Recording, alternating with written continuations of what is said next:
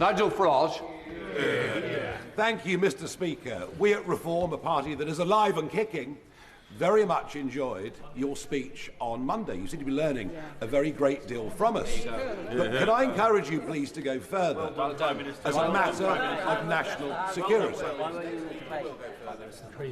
As a matter of national security. Over the weekend, an illegal immigrant from Iran, who we believe came by boat, was arrested in the north of England on serious charges of terrorism. Since the speech on Monday, 1,000 young, undocumented young males have crossed the English Channel. Does the Prime Minister agree now is the time to declare the situation in the English Channel as a national security emergency? It wasn't my speech, it was the Prime Minister's. Mr. Speaker, the situation is serious. The last government lost control of the borders. We are taking powers. The Borders Bill, precisely to his point, the Borders Bill is the first bill to give terrorism-like powers to law enforcement, precisely so that we can get in before the crimes are committed, before people get to this country. That's why this is the most far-reaching provision ever for law enforcement to defend and secure our borders. And that's why it is extraordinary that he, of all people, voted against it. And sooner or later he's going to explain it. Amanda Martin. Thank you, Mr. Speaker. Mr. Speaker, since my election, I've been championing and backing our country's plumbers, builders, electricians and all trades. These are not the people just building Britain, but holding all of our communities together. That's why I've been campaigning for tougher sentencing and action on tool theft, and for the real cost of this crime to be recognised. I want to firstly thank everyone in the sector who's backed the campaign, because together we've shown that the message is clear. 14 years of government neglect. It's time for action and change. Will the Prime Minister work with me, the Secretary of State for Justice, and myself to include my bill as we review sentencing and justice so the punishment finally fits this crime?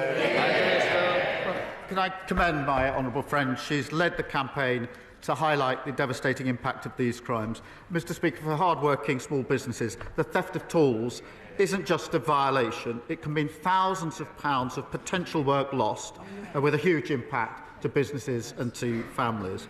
We're investing over £1.2 billion extra into policing, with 13,000 new neighbourhood police to focus on crimes that impact on communities the most. And I pay tribute to my honourable friend, and I know the Justice Secretary will look at the details carefully. Andrew Stone.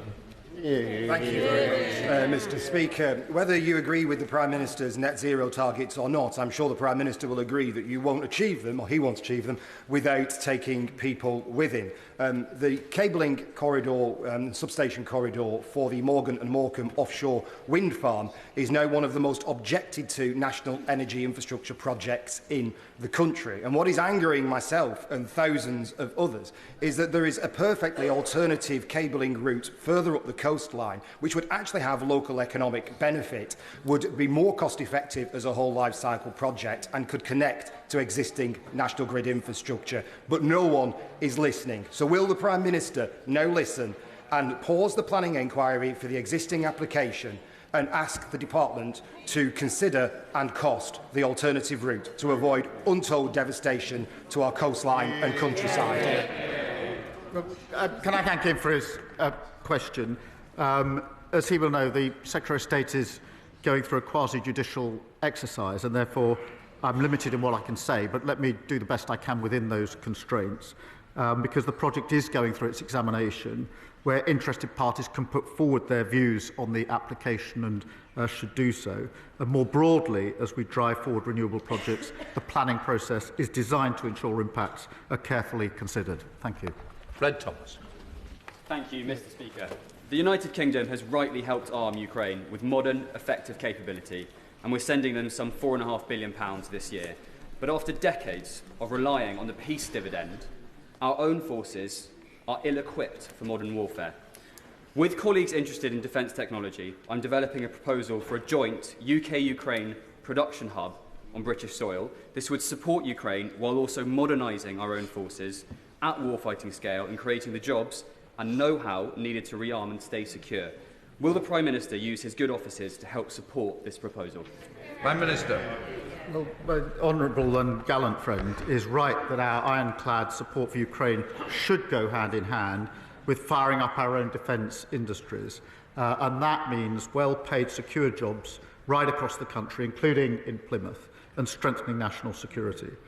We reiterated our support for Ukraine in Kyiv last weekend, and I'm proud that British industries are playing their part supporting Ukraine against Russia's illegal invasion. I'll make sure that he meets the relevant minister to discuss his proposal. John Long.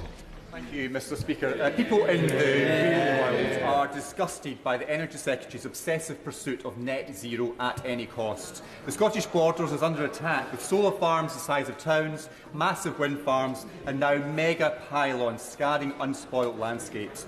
Nobody sensible supports his crazed crank policies that will put jobs at risk and rip up farmland. So when will the Prime Minister step in and stop his Energy Secretary throwing taxpayers' money at this nonsense? Prime Minister. Mr Speaker, only a few years ago, dealing with the climate challenge was a shared endeavour across this House.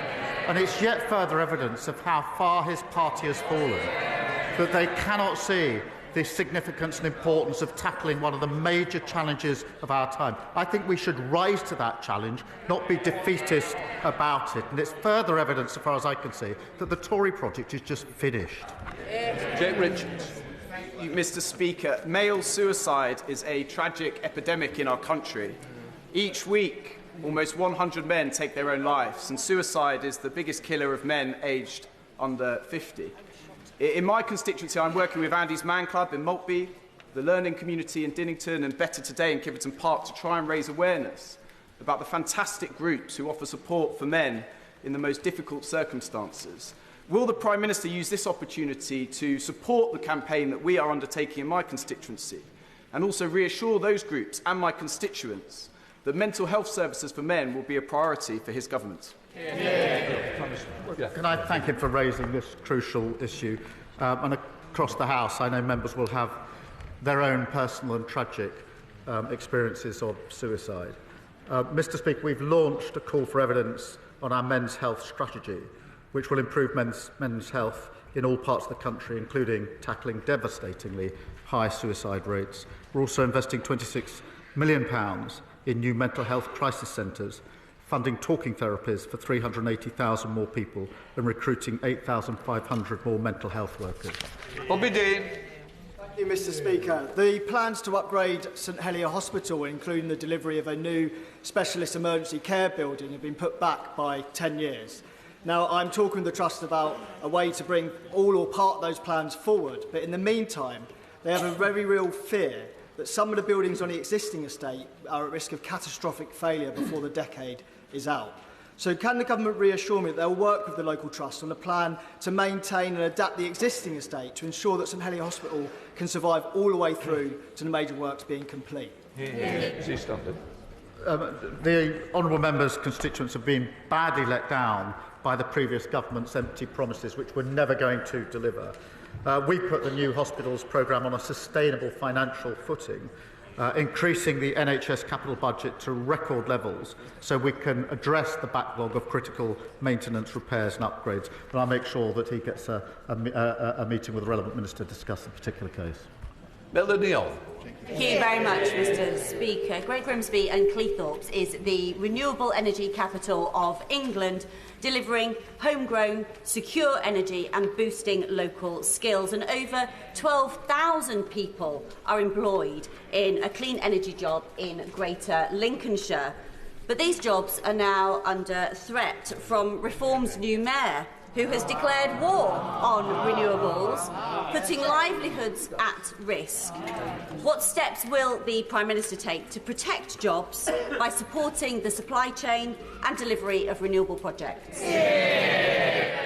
Mr Speaker, she's a superb champion for energy security, driving down bills and the good secure jobs that renewables offer.